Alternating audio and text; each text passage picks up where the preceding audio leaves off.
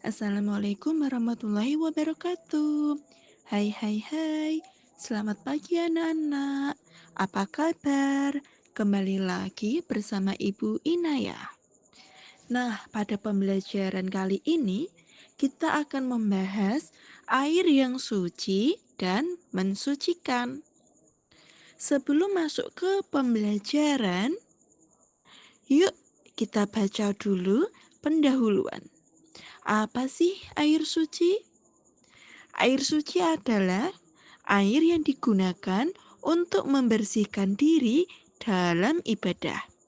Yang kedua, dalam Islam, air suci sangat penting untuk melakukan wudhu, mandi junub atau tayamum jika air tidak tersedia.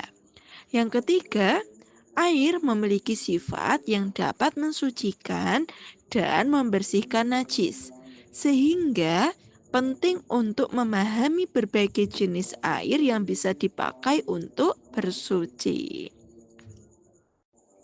Selanjutnya, setelah kita tahu apa pengertian air suci, sekarang kita akan membahas air yang mensucikan. Ibu Inaya, apa sih yang dimaksud dengan air yang mensucikan? Oke, sekarang Ibu akan menjelaskan apa yang dimaksud dengan air yang mensucikan. Air yang mensucikan adalah air yang digunakan untuk membersihkan diri dari hadas, baik hadas kecil maupun besar, dan tentunya juga dari najis. Air yang suci dapat digunakan untuk wudhu, mandi junub, tayamum, dan membersihkan najis yang ada pada tubuh. Jadi, kita bisa menggunakan air yang suci untuk wudhu, untuk mandi, dan untuk yang lainnya. Kemudian, dalam Islam ada beberapa jenis air. Yang pertama, ada air mutlak. Yang kedua, ada air mustakmal. Yang ketiga, ada air yang tercampur najis. Kira-kira anak-anak semua sudah pernah mendengar belum ya tentang ketiga jenis air ini? Oke, Ibu akan menjelaskan. Yang pertama, ada air mutlak. Apa sih Bu air mutlak? Air mutlak atau air yang tidak tercampur. Air yang tidak tercampur dengan benda lain bisa digunakan untuk wudhu, mandi, dan membersihkan najis. Yang kedua, ada air mustakmal. Air yang telah digunakan. Air yang telah dipakai untuk bersuci, jika digunakan untuk wudhu atau mandi junub, air ini tetap suci dan bisa digunakan untuk keperluan yang lainnya. Selanjutnya, yang ketiga, ada air yang tercampur najis. Air yang tercampur dengan najis atau contohnya seperti urin atau darah tidak lagi dapat digunakan untuk bersuci. Harus dibersihkan atau diganti dengan air suci yang lainnya. Anak-anak harus paham semua loh ya tentang jenis-jenis air dalam Islam. Kemudian, apa sih kriteria air yang mensucikan? Seperti yang kita tahu bahwa tidak semua air bisa kita gunakan untuk bersuci.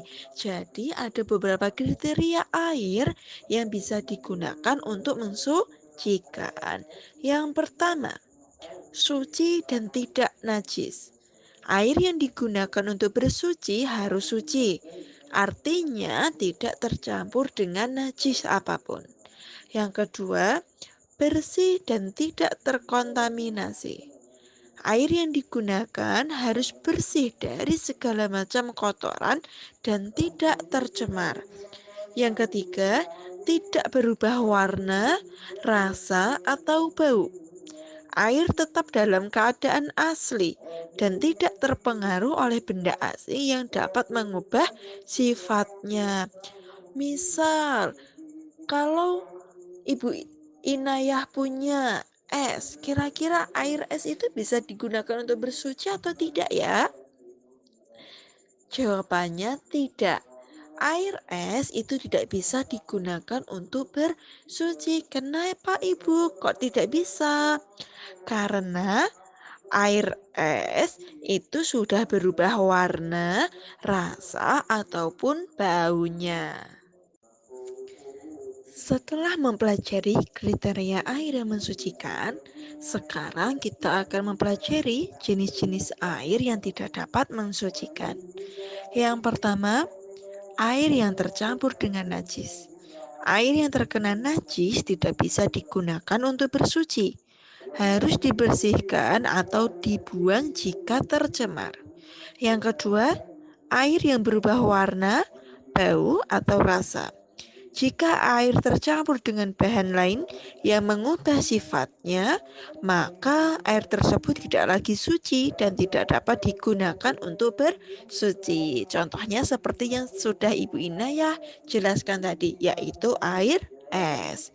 Selanjutnya, air yang tercampur dengan bahan yang tidak suci. Air yang tercampur dengan bahan yang tidak suci seperti bahan kimia atau zat yang tidak suci menjadi tidak dapat digunakan untuk bersuci. Selanjutnya, apa sih hubungan antara air dan tayamum? Yang pertama, jika tidak ada air yang suci atau tidak dapat diakses, tayamum bisa dilakukan sebagai pengganti wudhu atau mandi.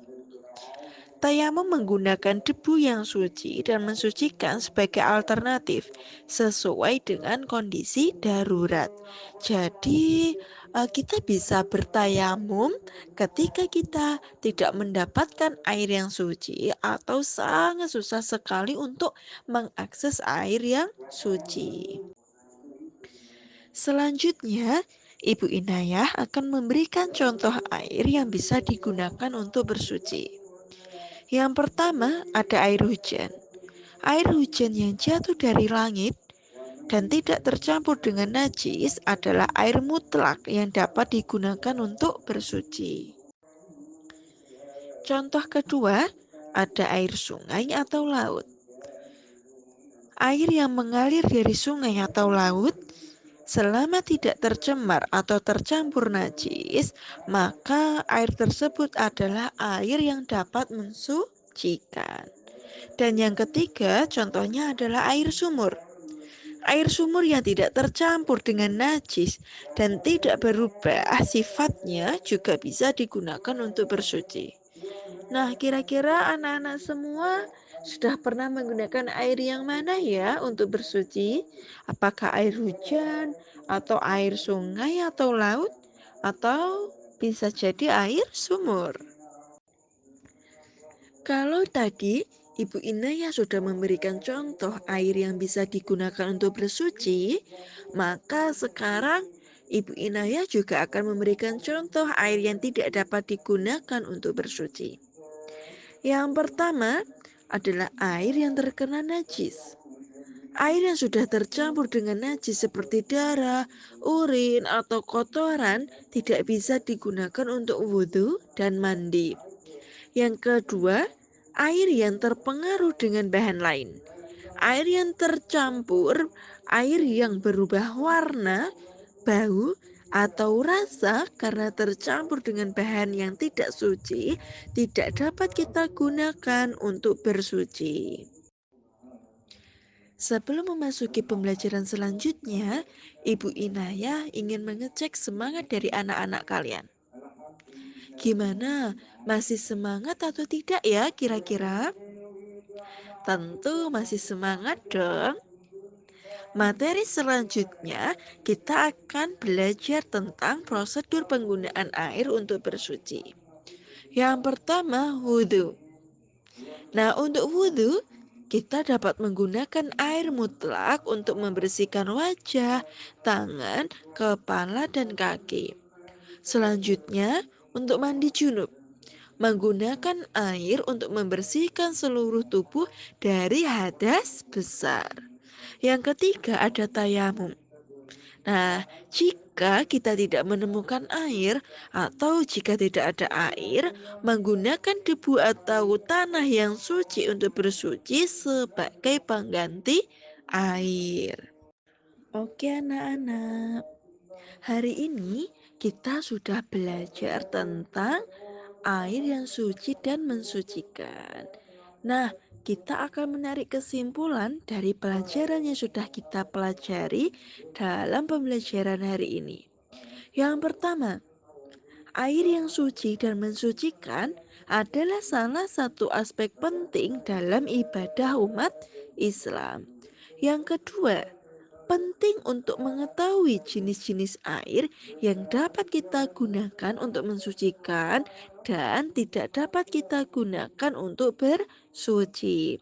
Yang ketiga, tayamum adalah alternatif jika air tidak tersedia atau air tidak bisa digunakan. Yang keempat, menjaga kesucian air yang digunakan untuk bersuci adalah bagian dari menjaga kesucian diri dalam ibadah. Sebelum Ibu Inaya akhiri pembelajaran pada hari ini, izinkan Ibu membacakan pantun untuk anak-anak hebat semua. Bertanam padi di ladang sawah luas, sembari memanjat ambil buah kelapa. Semoga kita tulus ikhlas menjalani hidup dengan penuh takwa. Terima kasih anak-anak karena kalian sudah mengikuti pembelajaran dari Ibu Inayah dengan tertib dan semangat. Ibu